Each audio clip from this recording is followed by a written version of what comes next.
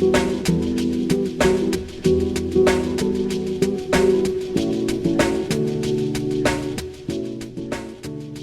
this is and John Nielsen at Functional Patterns.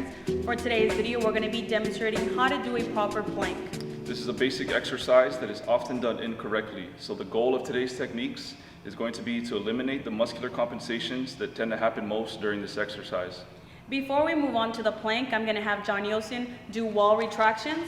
So I'm going to ask him to stand against the wall with his back flat against the wall, not having any space between his lumbar spine or his mid-back. The purpose of this corrective exercise is for him to associate the right kind of tension during a plank position and maintaining a neutral spine. So from here, we see that he doesn't have any space in between his lumbar spine. He's doing a really good job maintaining a posterior tilt. I'm going to ask him to retract his shoulder blades as much as possible. And once he has that together, we're going to start practicing abdominal breathing. So here's where a lot of people get mixed up. Most of us are only comfortable with breathing into our abdomen, so expanding our belly when we inhale and drawing it in as we exhale. If we're going to be applying true core stabilization through our movements, we need to be able to do applied breathing, which is breathing up into the diaphragm and the rib cage while the navel is retracted. So with this exercise, you can have your client go through and practice some abdominal breathing into the belly, drawing the navel in on the exhale, and from there you're going to keep the navel in and start to breathe up into the diaphragm and expanding the rib cage as you do that, chasing tension in the T-spine in between the shoulder blades. So we'll have you do that a couple times for them to see. So breathing in as much as you can through your rib cage, expanding that.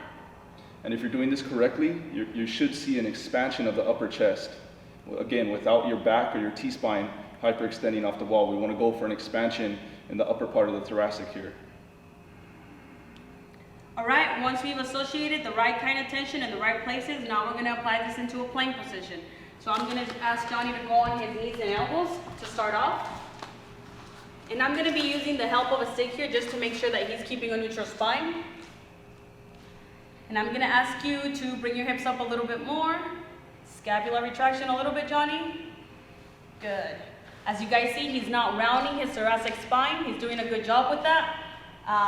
Do you feel any pressure on your shoulders? Nope. Good. He's also not applying too much pressure on his shoulders here. He needs a little bit of posterior tilt. Good. And I'm going to ask you to draw in the lowest part of your abdomen. Once you guys have practiced this, now you can make it more challenging and ask your client to go on his toes. Good. Hips up a little bit more, Johnny. Posterior tilt. Very good. And take a break.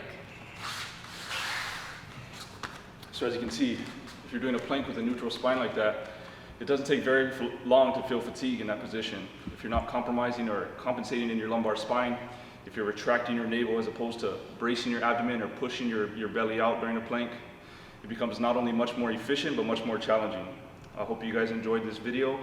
Practice this along with your other exercise techniques. This is John Nielsen and Kathy Alvarez of Functional Patterns, reminding you to train intentionally and not habitually. Take care.